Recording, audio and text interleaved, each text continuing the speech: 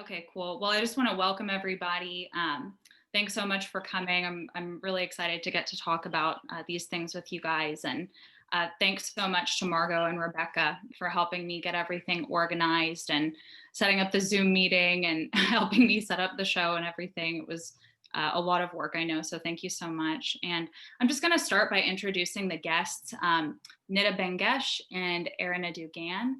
Nida, I know from grad school, we got our MFAs together, and I asked her to come because her work deals directly with ideas of specifically of like the home and domestic space. I was really thinking about that when I invited you, Nida, about the project that you just had up at Tally Dunn Gallery. And I want to make sure I say the title correctly. So History House, which is this project that looks specifically at these like European white constructions of the home. So like this racialized space that we're going to talk about, and especially this project roof that is about, like what is contained under this heading of a roof, using that kind of typical triangular structure that's associated with European style housing. So I invited Nida because of that, and I'll just read a little bit of Nida from her profile on Tally Dunn Gallery's website. So Nida, as I know well, is an interdisciplinary artist who was born in Iran and raised in Pakistan, but she lives in Dallas, and that's why I know her now.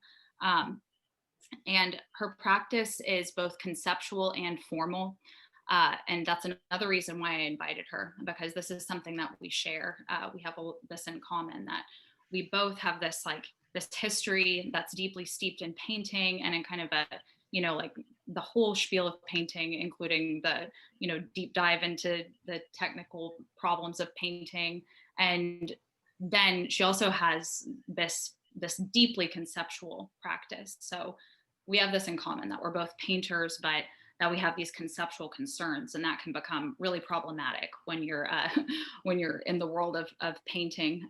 So thank you so much, Nida, for coming. And then our other guest is Erina Dugan, who a lot of you probably know because I think most of you are from Texas State. And I invited Erina because Erina was the first mentor of mine who introduced me, who like gave voice to this idea that I'd kind of felt bubbling up in me about how space and the body are like these constant collaborators in the making of images. And it was in a class that I took. I don't remember which class it was, Erina, because I took, I think it was 3 classes with you, but you had us read Michel de Certeau's Walking in the City. Mm-hmm. And I was suddenly able to like put words to and conceptualize these ideas about moving through space that have become so important to my practice. So I invited Erina specifically because this kind of central question in this discussion of how images, and in this case, especially paintings, interact with or help or hinder activism. And I know that's something that you're really interested in your work. So thank you guys so much for coming.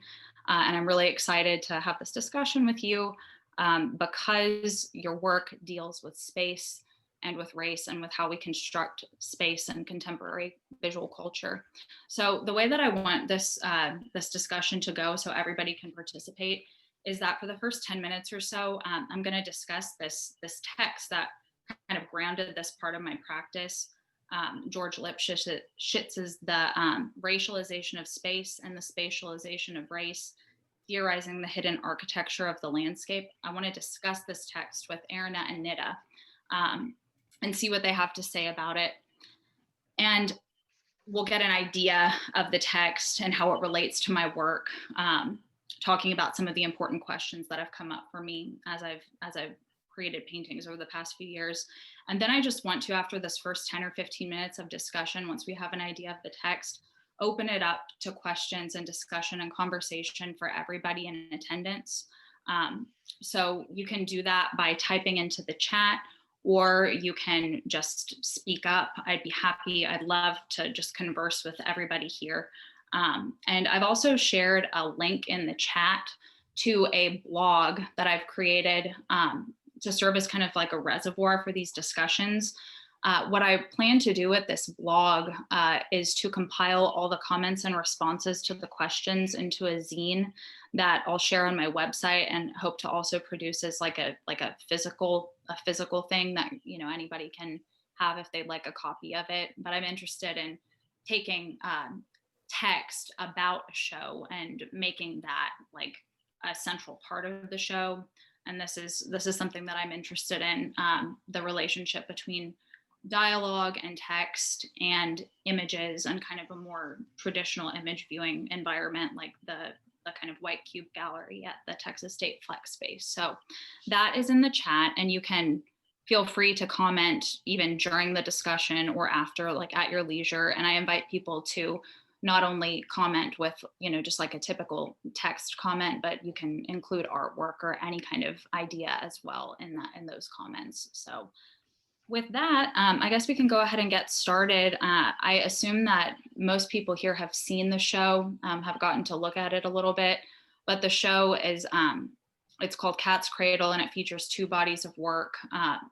One that is like a series of portraits of this beauty editor and like drug addict, Kat Marnell, who I've painted now since like 2012. She's just been a really common subject for me. So these are images of her body. And then the other body of work is a series of paintings that are of only physical observed space. So I made these paintings only in the spaces where I happened to be over the last couple of years. And so there's these observations of space and these paintings of this particular woman and what I think of really as her body. And I'm comparing the body and space in this show.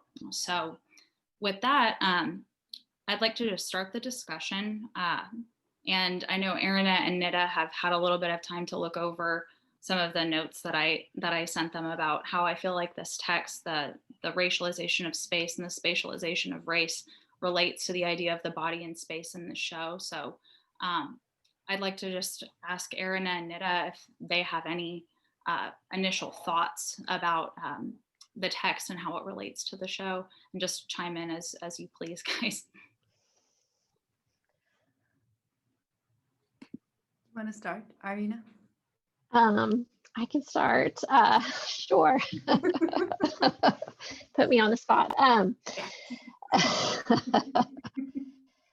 So yeah, Jesse, maybe I could pose some questions to you maybe as well, because I guess one of the things that I started to think about was it was very strange to read, well, it wasn't strange to read the text. It was strange to read the text and think about your work, since I haven't seen the work. Like I went and I watched the video, and I obviously know, that space, the flex space, but it's very strange not to, be able to engage with it in person. And that feels important, given your interest in the body. So I'm wondering, and it's something that you don't necessarily bring up, at least in the notes that you had written, but I'm wondering about when I was looking at the show through the video, and I was thinking about, I could see that some of the work was also on the floor, and like 2 works I think were on the floor, and then I just wasn't sure like what I was seeing, and I wonder if you could speak a little bit more about that, in terms of like the space of the exhibition itself, as a way maybe to begin our discussion of this text and kind of bringing in elements of the text into that. Does that seem Sure. Okay? Yeah, definitely. I think that is it's a particular problem of of the situation that we're in, that probably most people have not been able to visit the actual space of the gallery, but and I'll pull up some images here in a second after I give my answer, so people listening can kind of get an idea if they haven't seen it. I think I just saw Barnaby post in the chat that he hasn't gotten the link to the show walkthrough. So the way that the show is organized in the flex space is kind of like it's a standard gallery. It's great for looking at images, and so it's just a really standard painting show, paintings on the wall, one after another. But there are 2 paintings that are placed on the floor at an angle. And the reason that I did that is because I wanted to make a kind of statement about the difference between a painting on the wall and how, how we interact with a painting that just sits on the wall and becomes an image in the typical way that we would think of images, and how something, this is like kind of a standard question of sculpture versus painting, how an object that's placed on the floor in the room that causes you to have to move differently around it kind of disrupts the idea of an image. So that's really what I was thinking when I decided to include those paintings that go on the floor, because this idea of space and of like physical movement of the body through space versus an image, which I think occupies or more easily occupies kind of like a mental sphere. That's really important to me, and I think like a lot of artists have explored this over the past like few decades. There's something that happens when not only the body of the artist but the body of the viewer becomes involved in an art viewing or art making experience that that has an effect on kind of the standard ways that we think about images. So that was the idea. And I didn't want to, I've made installations, like more kind of standard installations that, like force the body to go through more of an interactive process, like the body of the viewer. So it's really completely different from the typical painting experience. But for this show, I wanted one of the central questions for me was specifically the relationship between a typical viewing of a painting and something more physical. So I wanted to create a dialogue around the physicality of the kind of standard painting experience and question, really question kind of the minutia of the difference between a painting on the wall and the body and objects in space. Does that make sense? Does that answer your question? It does. I guess I'm also getting at, as a prelude, into calling attention to the space itself, which I think is part of, right, what Lipsitz is doing here. And the ways in which, he's talking a lot about Blackness, but in your work, I think, is dealing with whiteness. Right. And the ways in which I love that you called it a transcendent, right, whiteness. And I'm wondering if it's also this idea of the space of, the white cube, being one that you're calling attention to, the ways in which whiteness is often transcendent, meaning that it's invisible, that we just take it, right? We don't recognize it. And I think that's the beautiful thing about even looking at the excerpts that you gave us from Kat Marnell's memoir. I wouldn't have thought about it, like you get so caught up in all the, like, I don't know, like her, the drama of that then the whiteness becomes invisible. Yeah. And so I'm wondering if that's also the case in terms of the experience of the space, that you're trying to draw attention to things that, the frames, right? A space is a frame that we overlook, right? Or we take for granted, or we assume is universal, like it's always just like this. Right. And that's really thank you for putting it that way, because that's kind of the meat of what I want to discuss. That I decided to call attention to the whiteness using two tactics that I felt like were actually different from a kind of total chaos or total disruption that I've used in the past in installations. And that is one, by using text and dialogue, which is what we're doing with this discussion series. And two, by just kind of holding up what it usually is like, instead of completely changing it, just saying, okay, this is a painting show. This is what white space looks like. This is a white woman painter making a white woman painter show in a white cube space. And so it's kind of like the gallery is, I've always often thought of it as like a petri dish. It's kind of like a violent environment where you like take the thing and you like put it up and like pin it down to the wall and then shine a really bright light on it. So I kind of want to just exploit the power of that dynamic. And once we have that, it's not really the paintings that are under the microscope in this case, even though they're there, they hold up the space. It's like the whole situation that's under the microscope. So it's very visible. It is what it is. And then we can use text and dialogue to kind of disassemble it. But yeah, I'm calling attention to the fact that this is a white space. These are white techniques. I'm a white woman artist. And like I talked about in the, using a traditionally white tactic of painting. And I talked a little bit in the notes about how I'm not only like talking about the whiteness of the space, but about the kind of trap of subjectivity that artists get stuck in, where it's like, I only have so many tropes in the visual cultural landscape to associate myself with. And like, is there any way to escape identifying as a certain thing? So yeah, I wanted to use the space of the gallery to call attention to these standard white practices so that we can kind of dissect them.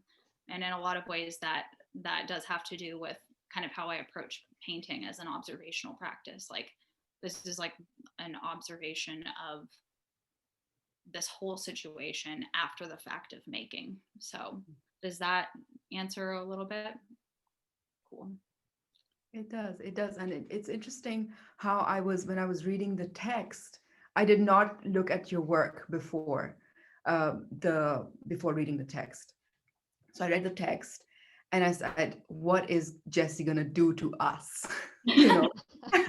Because I'm used to you like putting us into holes, into these black spaces, like these black spaces made of trash bag, and you're like going in, and then Jessie is performing, and it's like, I was like all in my mind, I was like, I want to see the show. I want to see what is Jessie up to in the show, because then she's talking about spaces, and I have experienced her work in spaces and how she deals with body and space and what both of them represent. And then I saw the video and I'm like, oh, sanitized. Yeah. This is so clean. Like, what happened to Jessie? Yeah. I figured somebody would have that response. I'm really glad that you're here, Nida. I was like, this is so organized. This looks like my studio. This looks like my space. And so it was interesting. And then I started looking and I was like, oh, so Jessie is criticizing the white space. Jessie is sort of owning it and then, critiquing it by, really clinically making everything very squeaky and the way it's supposed to be. The way it's supposed to be. The art, the way art is supposed to be viewed. So it was interesting like that. And the same thing you do in your paintings of spaces, which I absolutely love. The drawings and paintings, I'm not sure where am I placing them now, because I love to call your works drawings, but then I cannot ignore the fact that you're so painterly and I enjoy it so much. And then you do that with your drawing. You have your drawings and then you sort of cut the space with painted images. And it was interesting for me to see that this slice in the space and in the practice. It was interesting. Yeah, like I said, I'm really glad you're here, Nida, because Nida is familiar with the work that I was making when I was in grad school, which was like, I have a really hard time with this like getting organized in a space. I was telling Rebecca as we were setting it up, like she and the student workers had to like help me figure out how to just hang a painting normally, because I can't do that stuff. I don't think that way. Like my impulse is to kind of, I want to do something to completely anti of what's expected. That's just kind of my impulse. And so it was actually really difficult to get, to not try to like somehow destroy the kind of pristine layout that I'd set up in there. And and it's really like a conscious shift from making a space in an installation or in a performance that asks a lot of the audience, as far as like, you know, just like taking in information. A lot of the installations that I've made over the past couple of years are they're kind of chaotic, and they've included like so much visual information that, you know, it's kind of overwhelming, which was intentional. So yeah, it was challenging to you know, make a show that's this white, I guess, you know, even though I you know, that's obviously what I am. But yeah, the painting and drawing element, the slice that you're talking about, that was something that I was, you know, just within the paintings and the observational process, that was something that was really important to that second body of work, that were, you know, that were made by just looking at the spaces that I happened to be in, which I was interrogating as white spaces as well. So there's like the white space of the White Cube Gallery, and then there's just like the white space of my life. And I wanted to just, with those paintings, and particularly like the slicing up of the space, I wanted to just look very closely at what, you know, like my white woman artist life actually looks like. But I also think that this is one of my main questions, like in images, you know, which is different from what Lipschitz is talking about, because he's talking about space and architecture, which kind of relates more directly to the gallery. It's easier to talk about that in terms of the gallery. But oh darn, I might have lost my train of thought here. With images, man, I think I did kind of lose my train of thought. I tried to include too many things. I suppose it was more, you're using the gallery as an institutional space. Yeah. As an institution that, you know, I mean, they're in the text, they talk about, you know, designing of space and dividing that space as an institution. I mean, they're really talking about, I suppose, American system as an institution that you know, creates those spaces. Right. You know, and I do strongly believe, I mean, being half Irani, half Pakistani, that has recently moved from Pakistan to the US. It's really been 7 years. But I mean, the first thing that hit me, we moved from Lahore to Dallas, and Dallas, particularly Coppell. And I told my husband, I was like, we have moved from Lahore to Delhi because, you know, it was a lot of South Asian population there. And of course, like the first week, we're just, you know, trying to figure out from left hand, right hand drive and all of that. So we were not really going outside that bubble. And then, so all we were seeing is literally like people that looked like us, you know. And I said, okay, you know, this is not what we so expected in like the one, you know, the preconceived notion of, you know, the Hollywood movies that you're exposed to. And then with time, now that I know Dallas and Metroplex pretty well, I mean, it's literally there in the text. And you know, you go to where SMU is, you know, Highland Park area, and then you go, I mean, we are right now in Frisco McKinney border because we have a community here. And, you know, so it was almost like we were allowed here. And so we are here now, you know what I mean? We felt like we're allowed here because, you know, we have grocery shops here, we have, you know, a community here. And because, I mean, I come from Pakistan and, you know, Iran, it's almost a need to be close to the people that we know, you know. So it's interesting how, I mean, the text was, as I was reading it, and I was also becoming more aware of my position as a person who lives in suburbs. It said the people who live in suburbs are more like, you know, they're trying to sort of live in the luxury of having people from other, excuse my language, class to come and serve them, but they're not ready to pay as much taxes to make their lives easier. And it was kind of like shed a light on on me as a brown person. I was like, I mean, yes, that could be true, but also like our preconceived, we as South Asians, we have to, like, school districts are important for us. Like, what our kids, the kids' future is where we are, where we're gonna be, So it's like the districts are, which school districts, and so I think it was a lot more complex than the decisions that the writer chose to, you know, um, say. And I think it wasn't only because we wanted to. I mean, I think I'm taking it because I, of course, read the text and I said, where do I fit in? And I thought, okay, so why did we come to McKinney? A, because we couldn't afford a house in, elsewhere. So this is where we could afford, and it had to be a new house because we're not handy people. Me, back at home, we have people working, fixing our pipes and stuff, broken stuff for us, and we know how to do it. So a new house would have been meant less trouble. And then, of course, the ISTs was important for us. You know how kid gotta go know her math, kid gotta know her science, kid gotta go to Harvard, you know. So things like that also becomes like the fabric of the culture and the decision making. So it was interesting how I did not think about this perspective, but it is. I think it's true as well to some extent, but it's a lot more complex than just black and white, I think. Yeah.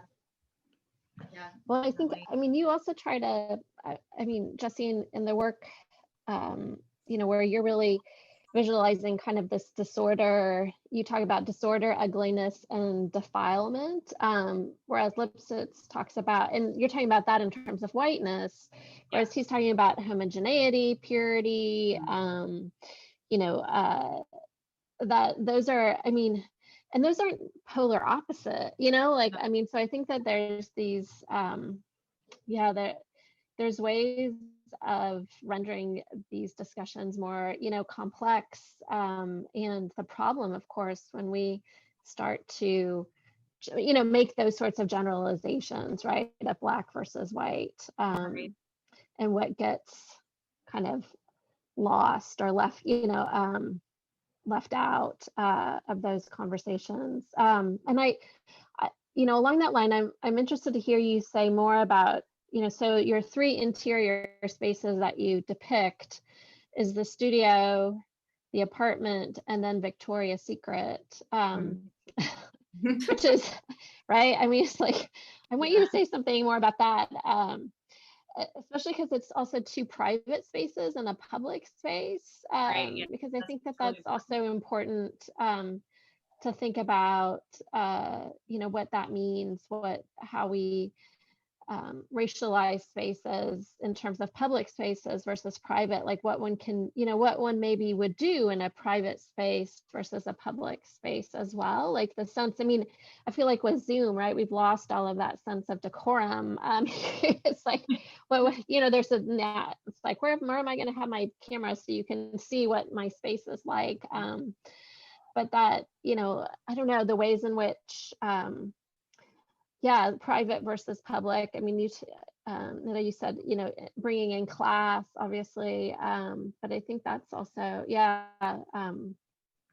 and definitely with, I think, Kat, that the sense of class with Marnell, like class is so important there as well. Anyway. Okay. Yeah. These are great questions. Yeah. First, I think probably one of my primary interests with that text was to point out that I think the idea of polarizing homogeneity and purity with, like just making this direct contrast with chaos and saying that the one represents whiteness and the one represents non-whiteness, is, I think that ignores something, because I think what Marnell and probably my work show is that, there's such a long history of making beautiful what is like chaotic or disgusting, or especially with writers, thinking of Kat Marnell, there's a long history of poets who have maybe this will be part of another discussion, but confess to the kind of ugliness of their lives, and then it becomes beautiful. So I think that's one of my central arguments, is that even though Kat Marnell and me and some of my work, you know, practice this kind of response to the purity or the homogeneity of a typically conceived whiteness, that the chaos and destruction and defilement just, you know, it just emerges as another, like an augmented version of whiteness. And that's really what I would argue, that, you know, this defilement just becomes part of the transcendent whiteness, the beautiful whiteness or whatever. So I don't know if it really is doing much to disrupt any kind of scenario, any kind of like white spatial imaginary, as George Lipschitz calls it, which I think is a really powerful term. But yeah, as for the second question, there's like a whole thesis underlying the public versus the private, and the difference between observing my, like, you know, just the spaces that I inhabit on a day-to-day basis, like my studio and my bedroom, which are private spaces, and the public space of Victoria's Secret. So I started the observational painting practice with these personal private spaces because, I mean, I was really serious. I was like, I'm only going to paint the things that I just happen to see where, you know, wherever I am. I'm not going to go trying to construct content, because that's really what I was trying to not do. I was kind of tired of trying to make up concepts for myself and try to seem like I knew what I was doing with my painting. But then I was struck by the idea, just like you mentioned, of the difference between the private and the public experience of what I think of as like the physical act of painting. So, you know, it's one thing when I'm in, you know, my private protected space of my studio or my home, and I'm carrying out this physical act of painting in this like undisturbed space, but it's really different when you take it into a public space. And the space that I chose was particularly North Park Mall in Dallas, which is like the art mall. It's the Nasher sculpture collection kind of juxtaposed with a really high-end shopping experience. So this is also like a very, you know, like this is a traditionally white space, or like a quintessential kind of white consumer space. And I particularly chose to observe the Victoria's Secret location there. And so this was what, like, I thought of as like, this is like a whole separate project. I was what I thought of as the performative act of painting. I was really thinking about it in terms of like the difference between doing that in private and doing that in public. And I was thinking about, you know, occupying that space as an observer, and how, thinking of it in terms of like racialized space and class, that like it was pretty easy for me to go into the mall uninvited with my painting supplies and do this kind of like you know, like punk intervention, you know, performance art thing, because I look enough like a, you know, like I belong in the space to where I'm not going to get questioned. You know, I didn't really, they were okay with it. At first I got a lot of questions from security guards and stuff about what I was doing, but then they just ended up liking it. And I would just go and sit there at the Victoria's Secret location at North Park in Dallas and paint the entrance to the Victoria's Secret store. And so I really was experimenting. That was another observation. You know, I was observing the Victoria's Secret location, but I was also observing the dynamics of image production in public space, and how that, I wanted to see how that would change the images. And I wanted to see how, just how an idea of like image production in a commercial space would be received, but with a constant awareness of the kind of cultural positionality that I occupied in that space. So I don't know if does that answer your question a little bit? Yeah, and that was a really interesting situation, because I ended up getting asked to show that work in the space, which I was really excited about. They asked me to show the work and do like a little like lecture on the work at North Park Mall, but it fell through, and I was really disappointed. And I wondered if maybe, because this was like a very quiet performance, really, I was just painting, but as Nita could tell you, I've done much more disruptive work, which is, you know, like pretty accessible. Like you can find that on the website. And I always wondered if maybe North Park was concerned that I was going to stage some sort of like really, like Address the act. yeah, disruptive, insane kind of situation in the space of the mall. But I was really observing. That was the extent of the performing there. Yeah.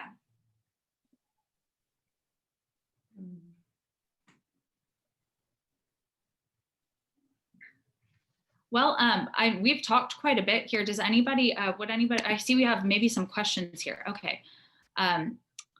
Let's see. Gina says, have you thought about taking that observational painting into other spaces? And if so, which spaces and why? Yes, I have. I've thought about, in fact, for the last year, I've been just, it's like this endless brainstorm of where can I go to continue this work? And the answer is almost everywhere. I'm really interested in like corporate spaces and commercial spaces. And like particular brands. I've thought about setting up in Target, which I think also has this really interesting association with like white femininity. It's pretty easy to make that connection. And one of the things that I found though from doing that work at Victoria's Secret was that it's extremely exhausting. Just like I found like all performance work is like very, very taxing and exhausting. And it's really just been a matter of like getting the nerve up again to like go into a public space and organize myself. And it's like, thinking of the gallery as like, being a petri dish where there's a bright light shown on works that are pinned up to the wall in this violent way. That's kind of how it feels to be in a space that is surveilled. And not only is it surveilled by like cameras and security and stuff like that, but also, like I'm putting myself on display. So, it's like the constant gaze of the passersby and it's disruptive, even though it's pretty tame. So Target is one that I've thought about a lot. I've even thought about, thinking of kind of my fascination with this kind of underbelly drug addict, like Kat Marnell kind of world. I've thought about going into like liminally private and public spaces, like gas station bathrooms where a lot of weird things go on, spaces like that. I've thought about Buc-ee's. I think Buc-ee's is really weird and maybe an interesting space to do something like that in. But I've realized that I need to like prepare myself for those things because it can be like really physically and emotionally taxing to be in public spaces. So yeah, and anybody can chime in now. You don't have to put it in the chat. You can just ask questions. So if anybody has anything they'd like to say or questions they'd like to ask, please go ahead.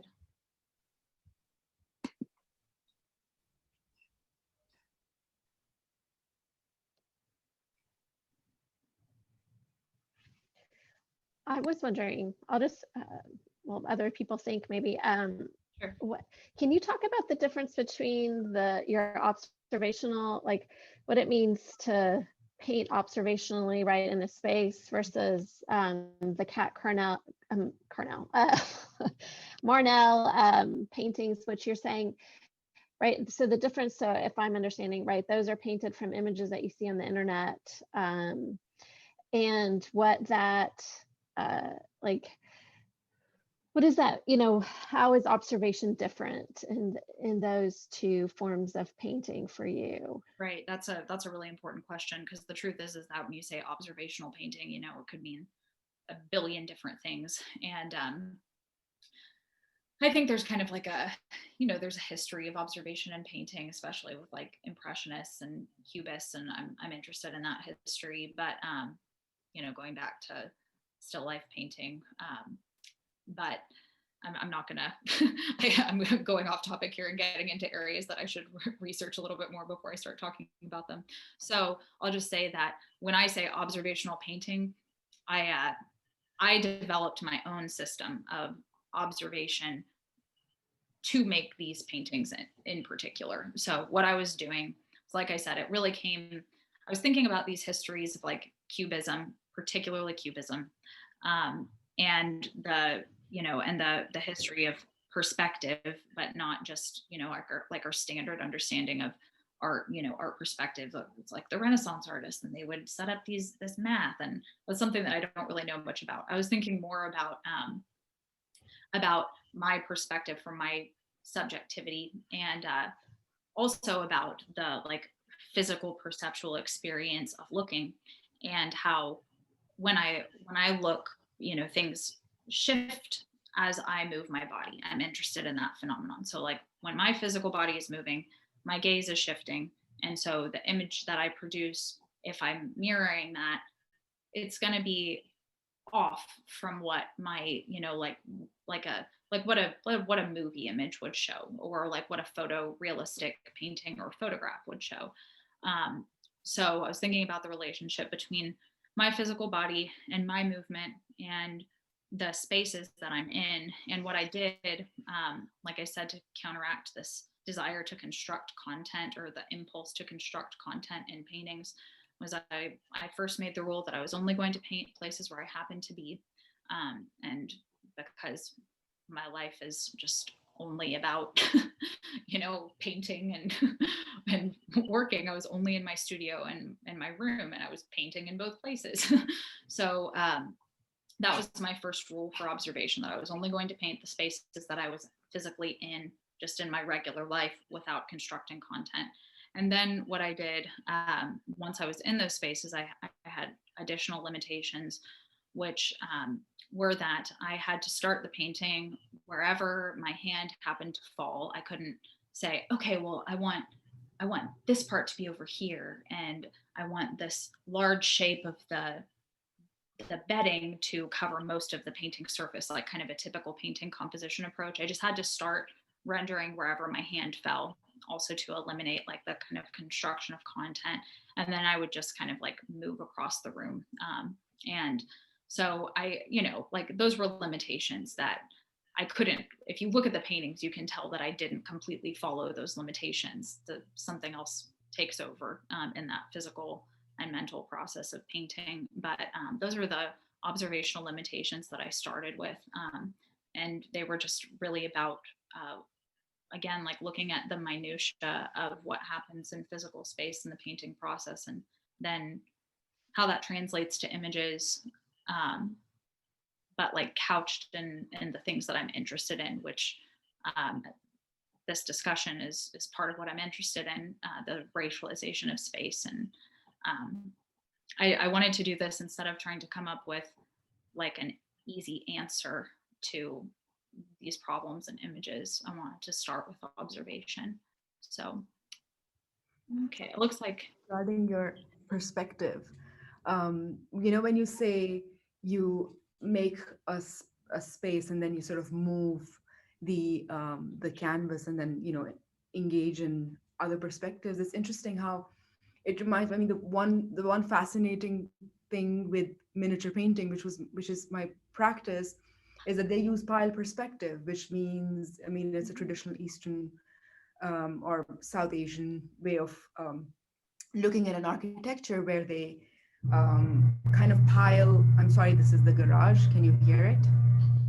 Okay. I'm so sorry. My studio is right over the garage.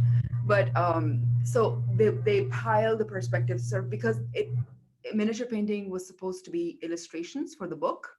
So they had a text that they had to illustrate in the confine of that rectangle. So they tried to open up the architecture as much as possible. So you would see the front door, you'll see the top of the roof, you would see what's happening in the other end. It's almost like Picasso. They opened the architecture up in order to tell you more about the text.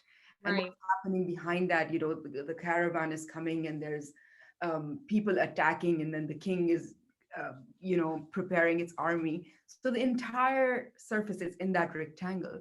And I do see that in your work, but it's not quite so, because you're still dealing with a 2-point perspective or 1-point perspective. So there is, I mean, when I say it kind of goes back and forth, it's interesting that I see kind of both in your work. And then also the portraits, they're almost like frontal portraits. They're very confrontational, which is again a very European way of depicting a portrait, where you're like either straight off or, but the gaze is, I mean, in Eastern paintings, the subject is mostly either three-quarter or side profile, because they looking eye to eye is almost like an insult, you know. So the to keep that respect, it's the subject is facing away from the viewer. And so in your works, they're mostly frontal, and they're mostly like, you know, so it's interesting how, you know, when you talk about the white spaces, I do see those in your work, and maybe they struck me more because I sort of know the other end of the perspective too. So I'm kind of drawing lines between how do I understand this? And I think just the formal elements of your work is very close to what you're speaking about. Yeah. Mm-hmm. Yeah. Mm-hmm. And the portraits of Kat, to answer your comment and Arina's earlier question, I feel like I started those portraits when I was a lot younger. You know, I've been making them since 2012, and when I was less I was less focused on the, you know, the topics that I've decided to use to organize this show, and more focused on my own visceral physical experience and what I saw some of those things mirrored in Kat Marnell, you know. So my observation of Kat Marnell, I mean, it absolutely, like, I think this is one of the things that I'm most interested in with this show, is like looking at the fact that, like, my perspective is the white European perspective. That's all of my education. In fact, I'll just shout out to this comment right here from my first art history teacher, Chris Cooper, who came from San Marcos High School and joined this discussion. I had no idea that she was going to be here, so that's really cool. And I learned, you know, I learned all of this. This is the art history that I learned, because it's what, you know, it's what's taught in schools, like this art history that privileges the, you know, the European perspective, and it's the textbook that we used. And it's stuff that I love, you know, like I love the post-impressionists. And I mean, like, my first favorite artist was Amedeo Modigliani when I was like, so you can just see that in all the paintings of Kat Marnell.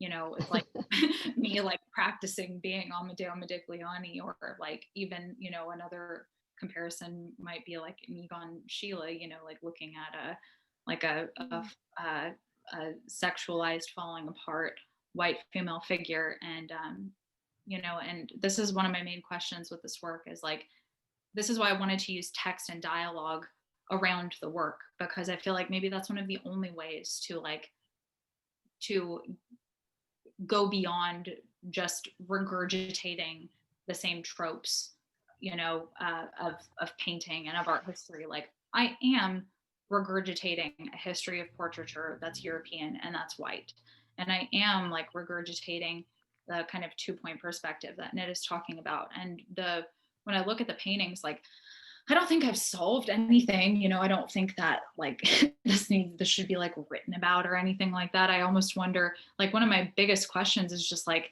is, you know, like, is painting really doing anything at all, you know, or does it have to have something else around it, like the dialogue of this discussion? Is there anything, or is it just like, I've often thought lately, I've been a little bit discouraged about this whole situation. I'm like, is painting just like this compulsion that I picked up as a kid, and that I've identified with?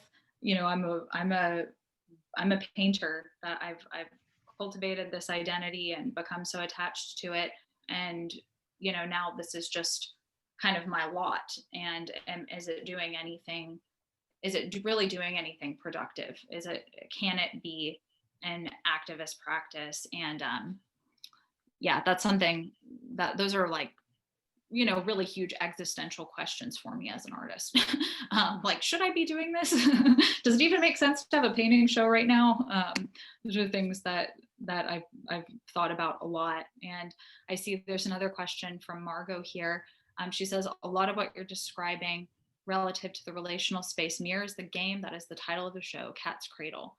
can you speak about the title and maybe collaboration with the viewer, of course. So I decided on this title because I wanted to draw attention to the fact that the process of like observing paintings and of making paintings is really like more like, you know, like Cat's Cradle game is a game that you play with your hands, but this is like a social game. Like when you go to look at an image, you're entering into this kind of like agreement with the space. And you know, you could be complacent about it, or you can like engage the game, and the game kind of asks that you move in a certain way.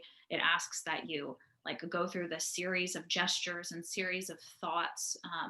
And so it's really like, you know, like a relationship with a person, you know, that like you have this agreement to have this certain engagement, and it becomes this back and forth until the game is over. And so I was thinking about that game aspect of Cat's Cradle, and then also about the, you know, like if you just take apart the title in a really simple way, like it's Cat, the body, and she's in the cradle of the space. And so this is like a comparison. Like, I mean, I could even ask the question like is there something about the show that's like placing Cat, who's, you know, maybe this like avatar for me when I was in my early 20s, like we're very different, but I was kind of like imagining myself as her and like placing her, that avatar, into the space that I've created. So that's kind of what I was thinking. And then as far as the interaction with the viewer, let me see exactly how Margot said it, because it was collaboration with the viewer, not interaction. I think, you know, again, to the idea of installation versus like a standard, like, you know, white cube, white space painting show.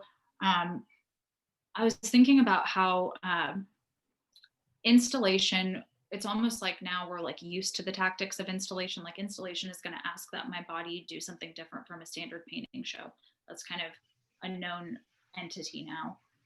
So I was thinking about collaboration. That's why I wanted to have these discussions in terms of text and dialogue around the show, instead of asking the viewer to like move differently through the space or like take some sort of physical action like a lot of installations do.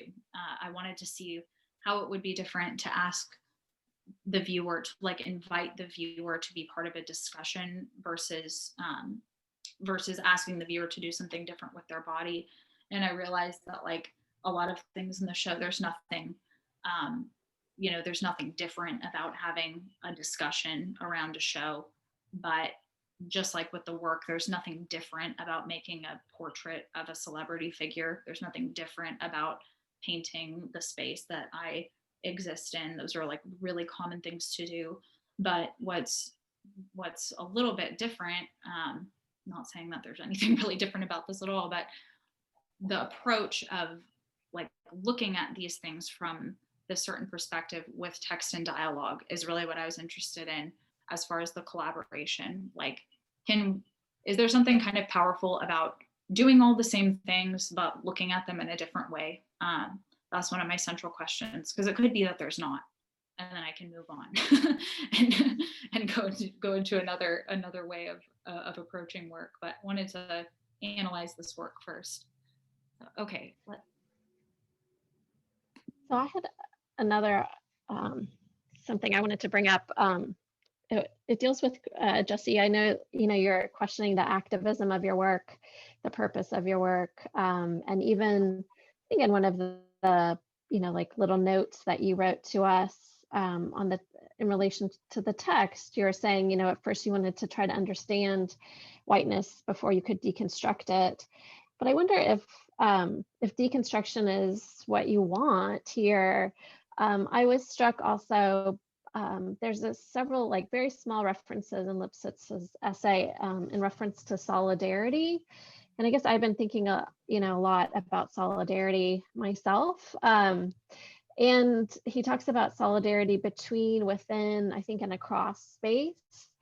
And I'm wondering, you know, maybe instead of like thinking about, it's always like this need to be like deconstruct something, that what would it mean to think about solidarity across spaces, what might that look like formally, even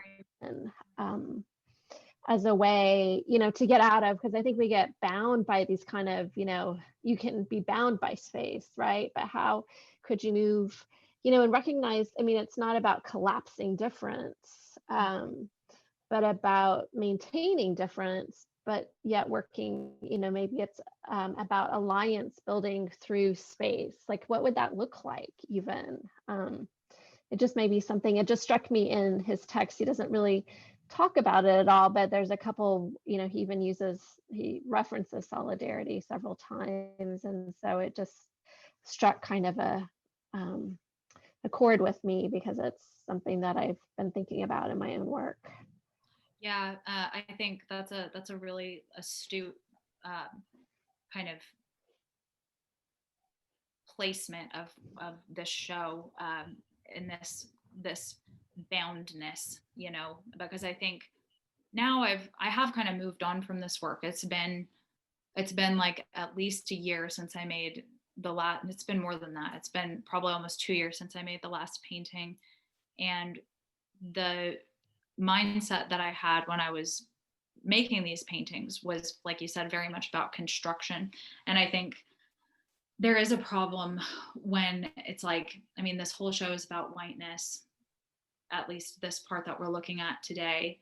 And there's a problem with getting so obsessed with the system, like I'm still serving this system if I'm constantly looking at this system, even if it's for like a productive end, or what I would like to be a productive end.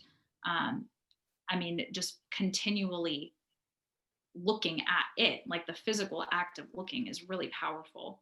And I think it is this act of like kind of being like, just like kind of girdled with ideas about a thing that is, it seems really flashy and insidious, like the idea of whiteness, because it is. But I think a lot about like, how powerful is that stuff really? Like, it's really powerful if I give that much power to it. And the more I look at it, kind of the more powerful it becomes. Like, I don't know. I think that's one way of looking at it. Then on the other hand, like you could consider deconstruction or like engagement that takes apart an insidious system could be empowering. But, I found again and again, as I've made this kind of work, that like, whenever I engage really intensely with systems of whiteness and these acts of observation, I get really, I get kind of like befuddled, but I'm like exhausted and befuddled by the end. And all I've done is like, just like kind of make myself crazy thinking about these things that I'm not going to like single-handedly undo.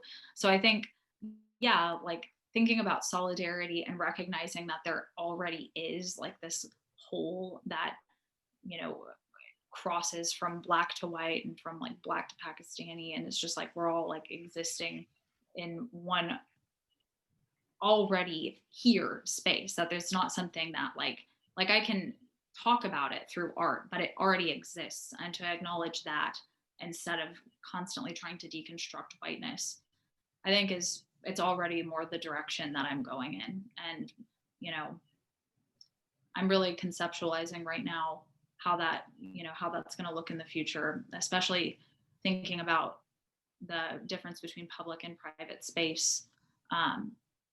Like the active painting, the private active painting, it's problematic to an extent, just because, I'm already in this, like, I'm already in my white space in my mind that's, consumed. It's been consumed by all of these particular topics. So exiting that space might be a which is a standard strategy, might be a strategy to, to move away from the focus on whiteness. So yeah, I don't know if that answers your question. See and looking. And the last sentence of the note that you gave us is, their spatial imaginary has something valuable to teach us about democracy, justice, and built environment, if only we are trained ourselves to see it. Mm-hmm. Nice, yeah. Yeah. So you're doing what you're doing, just keep at it. Just keep going, keep believing in your craft, your, just let it guide you. I think never, I think as a painter, I mean, it's almost like sacrilegious to say. I know. I mean, and I know you, you didn't mean it that way, but seeing, I mean, just keep seeing and train ourselves to see things and see them differently, I guess. Yeah. I mean, that's one thing that I think is useful about the painting practice, to think of it that way, that it's like a discipline, that requires that you teach yourself or allow yourself to be taught. That's probably a better way of putting it.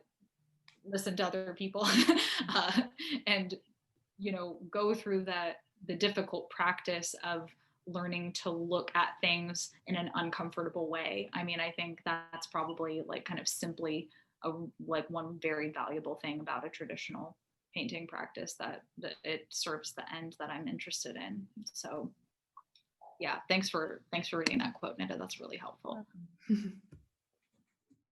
So the blog, I just want people to, if you want to, go on the blog and like write your thoughts or your comments, whatever kind of comments or thoughts you want to leave. Just anything that you're thinking. And then what I'm going to do with all of that content, whether it's images or text or comments or like essays, anything, I don't doubt anyone's going to write that much, and please don't feel like you need to, but I'm going to create a zine from that. So I'm going to organize all the ideas that are generated from these discussions into like a visual textual form, so that there's this, like I was talking about, discussion and dialogue, like interrogating this kind of typical white space. And I want there to be like this textual document that facilitates that and like, is added to the show. So that's what I would like. And I'm going to post the blog again, so that in the chat here, so that you guys can access it. I posted at the beginning, but I don't want people to have to scroll through.